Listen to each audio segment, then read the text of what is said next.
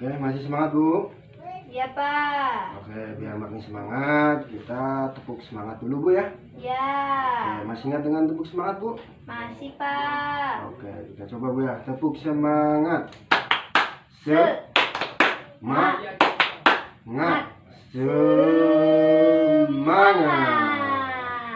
Nama semangat nggak Bu? Semangat. Oke Bu ya. Ya Bu ya, sebelum istilahnya kita akan ke materi baru. Namun sebelum ke materi baru ya, tadi Ibu belajar tentang apa Bu?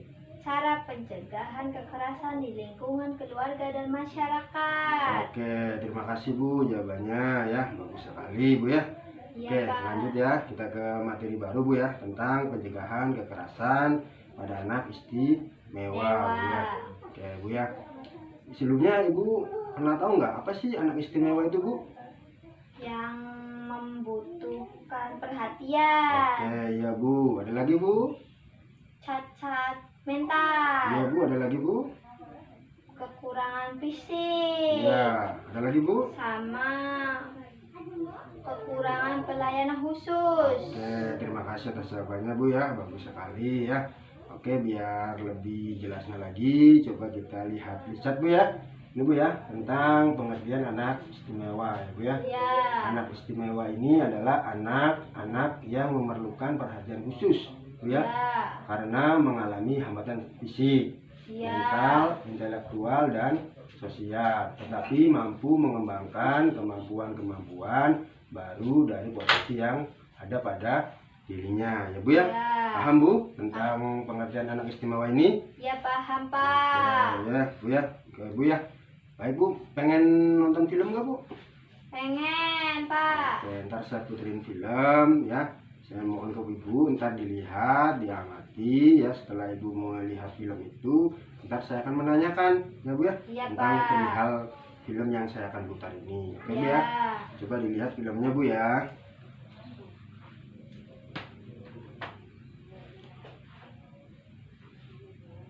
Seperti Getun yang selalu ranking 1 walau belajar dan mengerjakan ujian hanya dengan kakinya.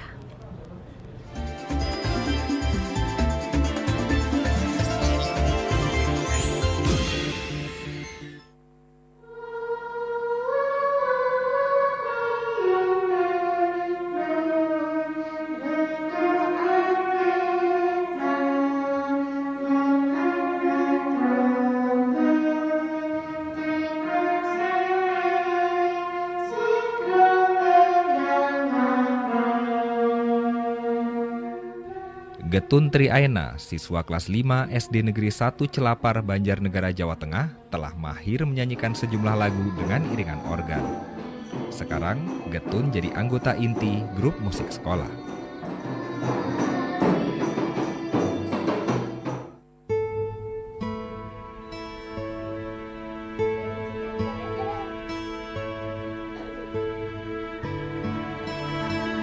Inilah kegiatan harian Getun, anak ketiga pasangan Suwandi, seorang buruh tani, dan Sarinem, penjual kue.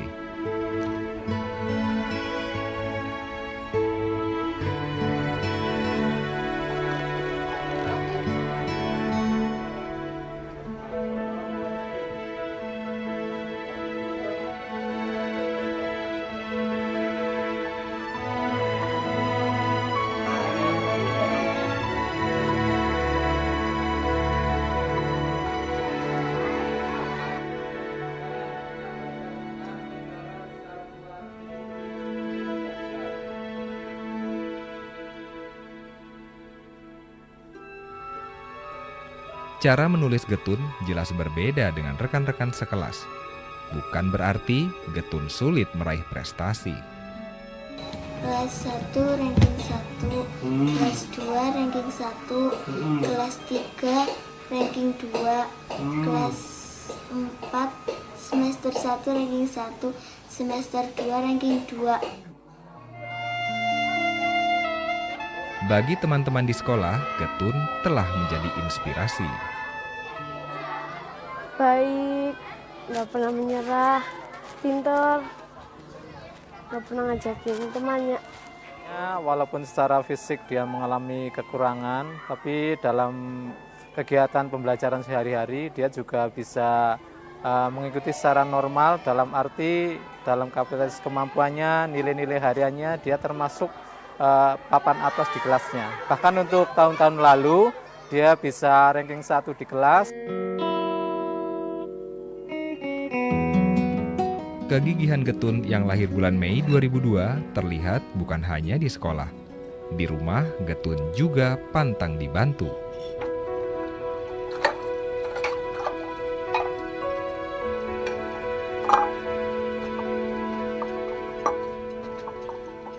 Pulang sekolah aku membantu ibu di dapur, mencuci piring, mencuci baju, menyapu.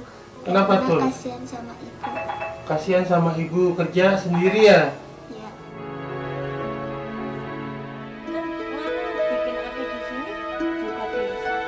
Hampir semua hal bisa dilakukan Getun secara mandiri. Mulai dari memotong sayur mayur sampai mengoperasikan telepon genggam.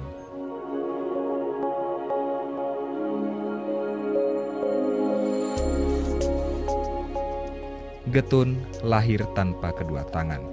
Sang bunda Sarinem kaget saat pertama kali melihat si buah hati. Dalam bahasa Jawa, Getun berarti menyesal. Saya waktu melahirkan Getun, saya langsung kaget. Nggak punya tangan, saya langsung nangis. Seiring perjalanan waktu, seluruh keluarga mengakui sosok Getun tidaklah melambangkan penyesalan. Waktu di rumah udah kelas 2 mulai belajar cuci pakaian sedikit-sedikit, terus cuci piring. Terus saya sih nggak ngajarin ya, itu ambil sapu, nyapu gitu. Saya mau itu jalan sendiri, nggak diantar-antar ke sekolahan. Sejak kecil, Getun menunjukkan sifat mampu berempati, menempatkan diri di posisi orang lain. Kalau waktu kecil itu masih digendong, kan udah jalan, kan saya gendong. Ada anak kecil bilang, ih Getun nggak punya tangan. Mak, itu anak kok bilang nggak punya tangan ya? Kalau itu anak yang nggak punya tangan gimana ya Bu gitu. Getun berharap bisa mengecap pendidikan hingga perguruan tinggi, sambil terus berdendang. Nggak punya tangan tapi nggak menyerah. Ulane ma ewu, winangku ing samudra, rakyat sakung suki seni adiluhung. Bu, tadi sudah melihat video Bu ya? Ya, Oke, saya menanyakan tadi yang Ibu amati video itu tentang apa Bu? tentang Getun. Gimana Bu Getun tuh? Getun itu orangnya anak yang bernama Getun yang menggunakan kaki buat aktivitas kehidupannya. Oke, terima kasih Bu ya atas jawabannya. Saya tanyakan lagi Bu ya, kira-kira potensi apa sih Bu yang dilihat dari Getun itu Bu? Potensi semangat hidupnya, berprestasi, sama semangat dalam untuk sekolah. Oke, terima kasih atas jawabannya Bu ya. Oke Bu ya. Nah, istilahnya kira-kira kalau di sekitar rumah Ibu itu ada nggak Bu? Kira-kira anak istimewa yang kayak Getun tuh Bu? Ada Pak. Yang saya ketahui, seseorang tersebut hanya di dalam rumah kan saja, tidak keluar rumah oleh orang tuanya. Oke, terima kasih Bu ya jawabannya gitu kan. Nah, istilahnya Getun ini kalau kita dalam lihat di film itu, Getun ini adalah anak yang istimewa Bu ya. Ya. Semangat ya. Iya Pak. Pantang menyerah meskipun ada keterbatasan dalam fisiknya. Ya, tetap berprestasi gitu ya. Getun ini merupakan anak istimewa ya. Kira-kira dari apa yang lihat Ibu film itu, hikmahnya apa Bu lihat film Getun itu? hikmahnya dari film tersebut, kita sendiri tuh jangan meremehkan kekurangan orang lain. Oke, terima kasih jawabannya Bu ya. Oke Bu ya, kita akan lihat flipchart nih Bu ya, tentang pengelompokan anak-anak istimewa ya, menurut pasal 3 ayat 2 ya Permendiknas nomor 70 tahun 2009. Di sini ada 13 Bu ya. Yang pertama apa Bu? Tunanetra. Oke, jadi tunanetra ini ya Bu ya, istilahnya tidak bisa mendengar, melihat, alias ya buta, Pak. Bu Ya. Yang kedua adalah tunarungu, tidak bisa mendengar. Tunawicara itu tidak bisa bicara. Tunagrahita ini ya, istilahnya di bawah rata-rata mentalnya, kemampuannya Bu ya. Ya. Tunadaksa, tunalaras, anak berkesulitan belajar ya. Lambat belajar, mengalami suatu autisme ya. Memiliki gangguan motorik, menjadi korban penyalahgunaan narkoba, obat terlarang dan zat adiktif lainnya Bu ya. Terus memiliki kelainan lainnya. Terus yang terakhir adalah tunaganda ya Bu ya. Oke ya, paham Bu dari flipchart ini Bu ya? Ya, paham. Istilahnya ini Bu ya, anak-anak istilahnya anak istimewa ini rentan mendapatkan kekerasan nggak Bu? Rentan. Oke, rentan sekali Bu ya istilahnya. Ya. Jadi harus ada perlindungan dari keluarga. Betul. Jadi Ibu istilahnya mengungkapkan ada anak-anak atau yang mirip getun di sekitar rumah Ibu yang hanya di rumah saja dan di sekolah. Itu merupakan hal yang istilahnya yang berat Bu ya. Ya, istilahnya harus sama anak istimewa ini diberikan perlindungan, juga diberikan pendidikan Bu ya. Oke Bu ya. Paham Bu dari sini Bu ya? Paham. Oke, ya kita lanjut Bu ya. Istilahnya dalam hal ini anak-anak istimewa ini rentan dengan kekerasan. Kira-kira cara untuk mencegah kekerasannya itu gimana Bu? Caranya yaitu memberikan perlindungan. Oke, saya tulis di sini Bu ya. Ya. Memberikan perlindungan. Ada lagi Bu? Ya. Jangan diterlantarkan. Jangan ditelantarkan.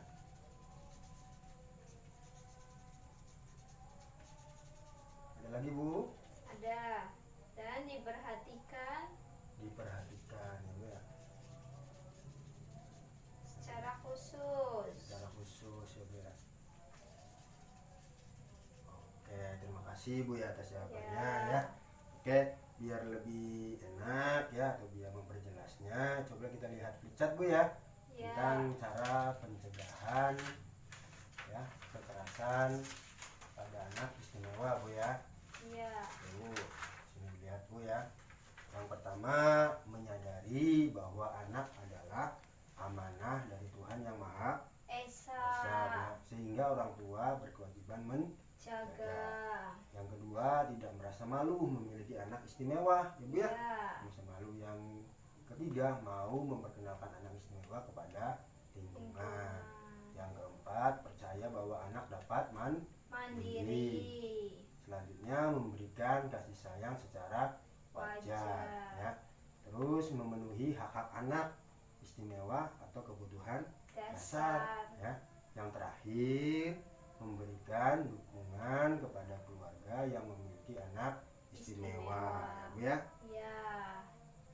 Bu ya, setelah Ibu tadi melihat lista tentang pencegahan kekerasan pada anak istimewa ya, kita lanjut ke pesan kunci dari anak istimewa Bu ya. Di sini ada 4 ya Bu ya. Yang pertama, anak istimewa adalah anak yang membutuhkan ya perhatian khusus ya Bu ya. Terus yang kedua, mereka memiliki potensi yang dapat dikembangkan ya Bu ya. Yang ketiga, mengembangkan potensi ada pada anak istimewa membutuhkan motivasi ya, dukungan, kasih sayang dan perhatian ya Bu ya. Yang keempat, anak istimewa rentan atau mudah mendapatkan kekerasan sehingga perlu dicegah dari kekerasan ya Bu ya. Paham Bu ya? Pesan kunci dari anak istimewa. Nah, terus jika Ibu istilahnya teman-teman ibu ini melihat istilahnya ada kekerasan atau penelantaran dari anak istimewa, ya, di sini ada lembaga-lembaga yang memberikan layanan untuk penanganan kekerasan anak, ya Bu ya. Itu Bu ya. Yang pertama dinas sosial setempat, ya. Jadi cari dinas sosial ya di daerah ibu gitu ya Bu ya, jika menemukan kekerasan pada anak. Kedua, P2TP2A, yaitu Pusat Pelayanan Terpadu Perlindungan Perempuan dan Anak, ya Bu ya, ini yang kedua. Yang ketiga, PPA, Perlindungan Perempuan dan Anak. Yang keempat, Rumah Perlindungan dan Trauma Center, RPTC, ya Bu ya. Yang kelima, Komnas Perlindungan Anak, ya.